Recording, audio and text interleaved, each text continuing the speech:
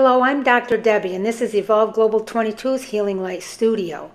We offer gentle, evidence-informed, soul-rooted practices for adults, children, and families, supporting whole person healing, health, and wellness with a special focus on nervous system regulation, emotional wellness, identity and self-connection, healing in everyday life, and balance that actually works in the real world. Our work is guided by the power of three: energy medicine, Ayurveda-inspired living, and herbal wisdom. We strive to help heal the whole person, a truly comprehensive, integrated approach. This work continue in a sustainable and accessible way. We have created Evolve Global 22's Healing Light Studio on Patreon. Patreon allows this work to exist without overwhelm, without high financial barriers, and without asking people to do more than they are able. There is a space for you here at whatever level feels right. Healing happens here. Wholeness lives within you.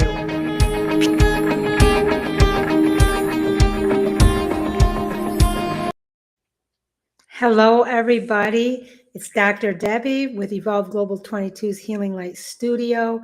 I want to welcome you to tonight's live stream.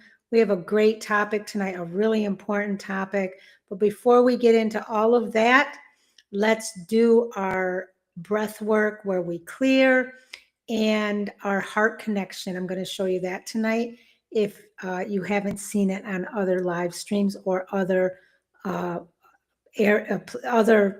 examples of my free content. So this is a way for us to get rid of all the stuff from today. Breathe in through the nose. Push it away with the hand and breath. All those emails, all those conversations, all that stress, breathe in through the nose and blow it out. Push it away with the hand, and then put your hand on your heart and say with your inner voice, or say out loud, I connect with my heart. The heart is the seat of God. It's the place of unconditional love, empathy, all the higher frequencies. And it is so important for us to be connected with our Creator, the one God of all that is. It's important for us to be connected with each other, with others, and the universe as a whole. So now that we've finished our little mini practice there, let's get into our topic tonight. And let me just, I want to clarify something because this came up and I was asked about this. I do use notes. I try not to over depend upon them. However, it doesn't always work that way. I'm working on it, but I do use notes. So when you see me look down or look to the side, I keep moving their location, trying to, make it a little bit better so I lessen my dependence. But it's a tool that I need to use. It keeps me focused. It keeps me on point, and keeps my thoughts clear. So I have a lot going on in my world. It's fast and furious much of the time. But I just wanted you to know that, so that when I look in different directions or different ways, you know that I am using my notes. So now let's get into this. I'll get prepared here. Again, I want to welcome every single one of you. I am so happy and blessed to have you here. Tonight, we are having a different kind of conversation. Not a loud one, not a trendy one, but a true one. Because many of you have come carrying questions like, why do I feel like this? What's wrong with me? Why can't I cope like everyone else? And somewhere along the way, many of you were given an answer that sounded clinical, but felt heavy. A label, a diagnosis, a category. Now, hear me clearly. I want to state unequivocally, labels can be helpful. They can open doors to resources and support. They can give a language to suffering. That is all true. But tonight, we are talking about what happens when labels replace understanding, because we are living in a time where every discomfort is pathologized, every adaptation is medicalized, and every response to pressure is treated as a personal defect. And I want to ask a dangerous but a necessary question. What if your brain isn't broken? Because we're talking about the brain tonight. What if it's simply tired of surviving conditions it was never meant to endure non-stop? Here is a core truth. Your brain is not malfunctioning. It is responding intelligently to prolonged stress, instability, and sensory overload. The brain was not designed for endless scrolling, constant alerts, endless decisions, economic insecurity, social comparison 24/7, and global crisis delivered directly to us right in the palm of our hands, daily, 24/7 a day. And my list could go on and on and on because that is the modern experience for us. Yet we expect it to function flawlessly, and we expect not only ourselves to function flawlessly, we expect our children to function flawlessly. So when people struggle, instead of asking, what has this person been adapting to, we ask, what disorder do they have? That question, my friends, changes everything. What has this person been adapting to is what we should be asking, but we ask, what disorder do they have? So we're looking for a problem within them. Now, as always, let's get right into our learning points. Learning point number 1, the brain is a survival organ, not a moral barometer. Let's be very clear. The brain's primary function is not happiness, it is survival. It evolved to detect threat, anticipate danger, and remember pain. It evolved to avoid uncertainty.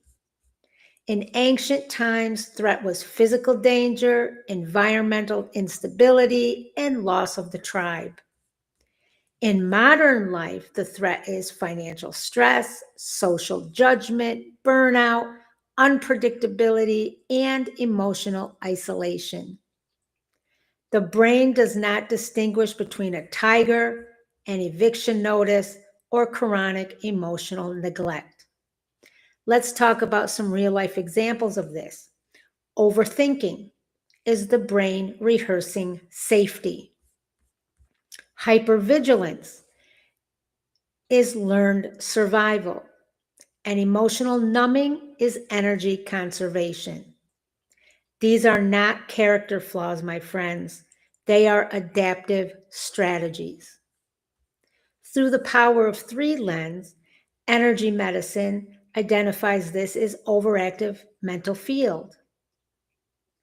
In Ayurveda-inspired living, for example, the dosha or body type Vata in excess is movement without grounding. In herbal wisdom, depleted nervous system reserves. Our nervous system is just completely empty and depleted due to what we face 24/7. Here's a reflection question for you. Let's think about this. Where is your brain working overtime just to keep you safe? Learning point number 2. Why the everything is a disorder narrative took over. Now let's talk about the elephant in the room. Why is everything suddenly a disorder? This is why. Because systems prefer individual explanations over systemic responsibility. If anxiety is a disorder, society doesn't have to slow down. Workplaces don't have to change. Families don't have to heal, and policies don't need to protect. If burnout is a diagnosis, the pace stays the same. Productivity remains sacred, and exhaustion becomes personal failure. The narrative quietly says the problem is you, not the conditions you are living under. And that, my friends, is deeply, deeply harmful. What are some real life consequences of this? People internalize shame. Children believe they are too much. Teens think they are broken. Caregivers collapse silently, and elders feel disposable. Think about this question for a moment. Where have you been blaming yourself for conditions you didn't create? I believe I've asked that question and had us think about that question on almost every live stream in the past week or two. And that's intentional. This is a very important question for you to really, really dig deep and think about. Learning point number 3, symptoms are messages, not malfunctions. In whole body healing traditions, symptoms are not enemies. They are communications. Let's reframe a few. Anxiety, I don't feel safe with uncertainty. Depression, I shut down to survive prolonged overwhelm. Brain fog, I need less input and more integration. Emotional reactivity, my nervous system is overloaded. When we immediately label and suppress symptoms, we miss the message. And then people say, I'm doing everything right. Why am I not better? We are not better because listening was replaced with managing. In the power of 3, energy wants movement, not suppression. In Ayurveda inspired living, rhythm wants restoration, not forcing. And in herbal medicine, plants remind us healing takes time. Think about this question, my friends. What might your symptoms be trying to tell you? Not shame you. Now, learning point number 4. Why rest alone doesn't heal the brain. We tell people all the time, rest more, take a break, practice self-care. But the truth is, rest without safety does not repair the nervous system, hence not the brain. When people rest while endless scrolling, bracing for the next demand, worrying about money, anticipating criticism, and feeling guilty for stopping, that is not rest. That is paused exhaustion. This is why people sleep but wake up tired. Vacations don't restore. Weekends feel rushed. The nervous system needs predictability, emotional safety, permission, and rhythm, not pressure disguised as wellness. Think about this question, my friends. When was the last time your body truly felt unthreatened? Now, learning point number 5, the cost of overlabeling the human experience. When every struggle becomes a diagnosis, people stop trusting their bodies. Intuition is replaced by fear, and healing becomes compliance. Labels, my friends, should be doorways, not identities. But many people begin to say, I'm anxious, I'm depressed, I am disordered, instead of I am responding to something. And that subtle shift steals hope. Here's a truth. A regulated person in a dysregulated world will struggle. Let me say that again. A regulated person in a dysregulated world will struggle. That does not mean they are broken. It means they are human. So what does this mean in real life in our day-to-day? It means you don't need to be fixed. You need to be understood. You don't need another label. You need conditions that support regulation. It means healing is not about becoming normal. It's about becoming resourced. It means your brain isn't failing you. It's asking for a partnership. So now, my friends, as always, our 5 reflection questions at the end of every live stream. These are so important for your healing. Find a quiet space at least once a week, just for 5 minutes, and think deeply about these questions. Number 1, what has my brain been adapting to for a long time? 2, where do I feel unsafe, rushed, or unsupported in my daily life? 3, what label have I internalized that might actually be a survival intelligence? Number 4, what would change if I stopped seeing myself as broken? And number 5, what kind of support would my nervous system actually need?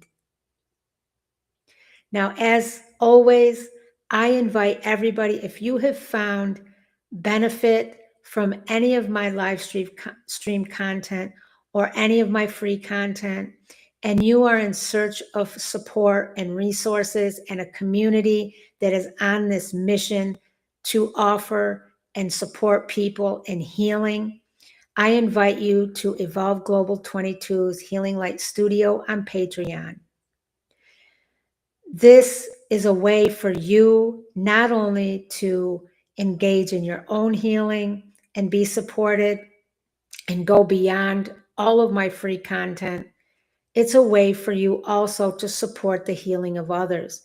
All Patreon proceeds go back into Patreon so that I can offer free servicing or extremely discounted servicing for those who cannot financially afford full packages. In Tier 1, you can become a community supporter for just $1 a month. This is for those who say, I don't really need anything right now, but I want to be involved. I want to support others. In Tier 2, the Founders Healing Circle, this is where we go deeper together. We start talking about regulation and integration.